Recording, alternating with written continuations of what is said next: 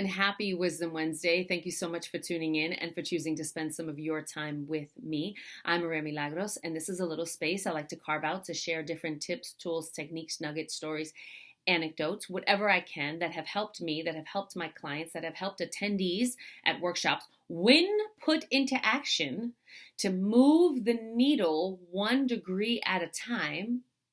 It should be 1 degree at a time. It is sustainable to be 1 degree at a time so that we can get ourselves to new levels of healthy and happy, whatever that means for this time in our lives, right? This month, during October, we're talking about shifting out of a poverty mindset into an abundance mindset. I have been, for me personally, I like to, when I decide to make a shift, I take a deep dive. And I have been having more and more conversations lately with women who don't understand their money EQ or have money IQ. In other words, their emotional and mental quotient, your EQ, with money, that relationship that you have with money versus what you know intellectually. And a lot of women don't even have those tools because it's not mandated to be taught in schools. It's actually only taught when a student gets to either their senior year of high school or in private schools. Oh, private schools teach their kids about money from a very young age. Don't get it twisted. Public schools do not. Think about the paradigm. Think about the programming. Think about the history. Okay, that's it. That's all I'm saying. So we have got to take responsibility to be able to know where we are, what we're doing to create movement to get to where we want to be. During the first week, I talked about the importance of being aware of your past, asking yourself these really important 3 pivotal questions so that you can understand how you got to this point in your life with money and your relationship with money, because you are in a relationship with money and it might be very unhealthy. It might be dysfunctional. It might be abusive. But you are in a relationship with money. And the goal is to shift that relationship and to get it to a place that's healthy and happy. The beautiful part is that money is not a person that ebbs and flows and evolves. Money is money, period. So money is very constant in that it does not change its personality or its attitudes or its beliefs. It is what it is, which means that the onus for change falls upon us, my dear one, in order to change this relationship. Right? If I know that my body is a consistent thing that's trying at all times to do its best for me in order to give me the best quality life, and I am not doing my part to sustain my body in a healthy way, the onus is on me. The onus is on me because that's a constant. That's a constant. And so then if I am in relationship here and that's constant, guess what needs to change, honey? Yeah. And just like I had to learn how to change my relationship with my body, and some of those components were movement and drinking enough water and getting enough sleep and meditating and eating right? And I had to create these shifts in these different arenas under this relationship with my body. Then my relationship with my body changed, and slowly but surely I moved the needle to now I'm in a healthy and happy relationship with my body. I realized a couple years ago I had to do the same thing with money. I was in a dysfunctional and slightly abusive relationship with money. I was like, money is bad. Money is the root of all evil. How can you be in a healthy relationship with someone or something you call evil or bad? Or if I have this belief that all rich people are greedy and scandalous, how am I ever going to get to a place of wealth when I have told myself that that's what that equates? Why would I ever want to equate that, right? So I had to be willing to change the relationship that I was having with this constant so that I can change the dynamic of the relationship slowly but surely over time and got myself to a place where I have a healthy and happy relationship with my dinero. So the first week, we talked about the past because you cannot rectify what you do not identify. So we identified it. The second week, last week, we talked about a couple of things that we can start doing in the present moment to really start creating those shifts mentally and emotionally, and to do things intellectually as well, but really mentally and emotionally, because it's about the abundance mindset. If you have a poverty mindset and a lot of money, you will sabotage yourself. You will, because you will not defy your own identity. And if your identity is money is hard to come by and I have to suffer to make money and I don't deserve money and I can't earn good amounts of money and I can't earn good money doing what I love, if that is your identity, that's part of your story and what you identify with, you will not defy that. You will sabotage yourself. It's why 95% of people who win the lottery end up bankrupt within 5 years because their mindset around money has not shifted. It has nothing to do with the flow of money. It has to do with what's happening when the money flows in. Are you like shing, shing, blocking it? Are you looking for way, right? We can get into that another time. Okay, so that's what we talked about last week. This week, I want to talk about being intentional about creating a future that has more abundance in it. Do yourself the favor. I'm going to post the first week and the second week's videos at the end of this. Watch those back. And if you need to go back and start from there, do it. But really, today I want to talk about one thing. It has a couple of components, but it's really just one thing. I started to set dates with my money. Yep.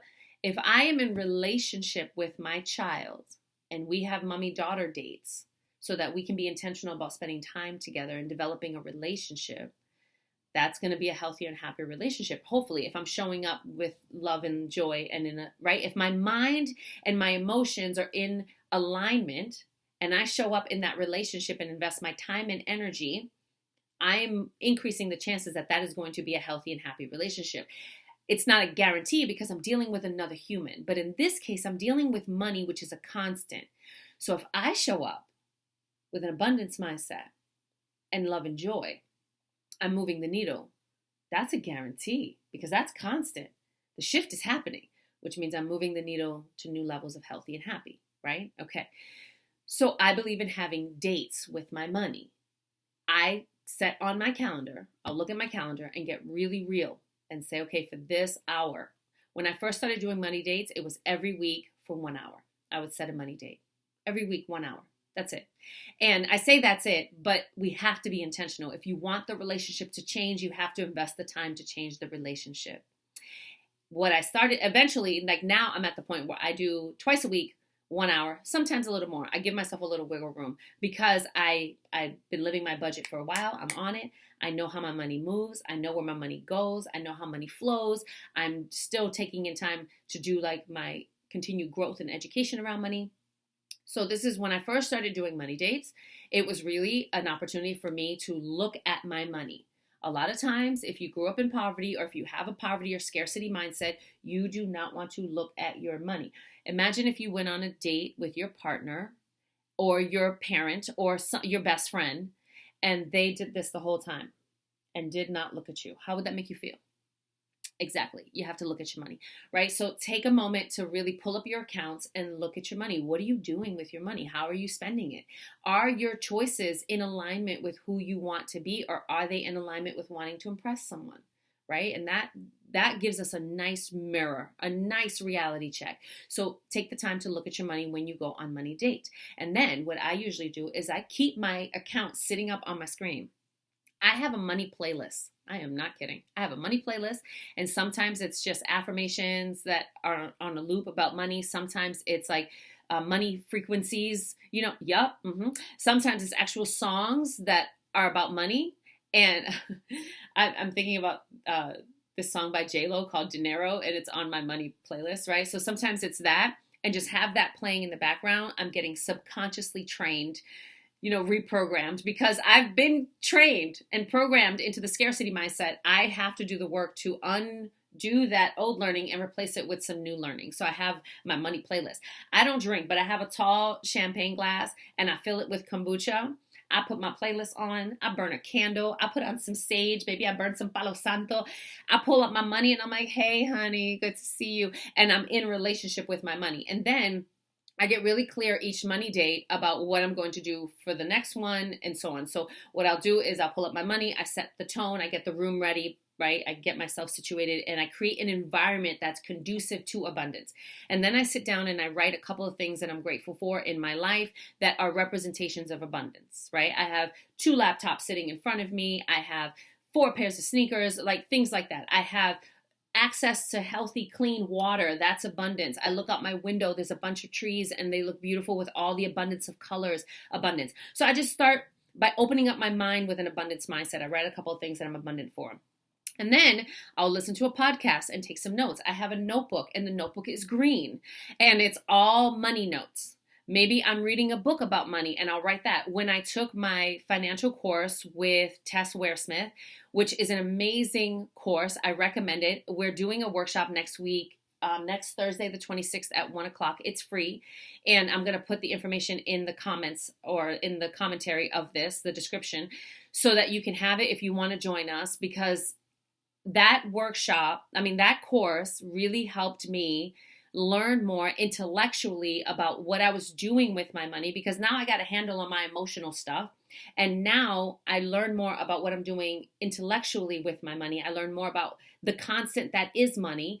And then again, it changes my relationship, because it's almost like learning my daughter's love languages. Now I know money's love languages. I know how it moves and operates. So I know how to show up and interact with, so that I can benefit and get healthier and happier financially, right?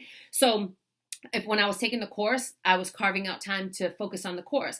When I was done with the course or before the course, I was reading books. I was doing homework. I was listening to podcasts. I was carving out time and being really intentional about creating a shift in understanding my EQ with money. And speaking of which, Happy Money by Ken Honda is my all-time favorite book when it comes to money. I will list a couple of books that I've read, but that's my all-time favorite book when it comes to understanding your emotional relationship with money. So I would read, I would write, and the intent then, before the timer went off, because I would set a timer, I live by blocked chunks of time, which is why I'm able to be effective with my time. So before the timer went off, I get a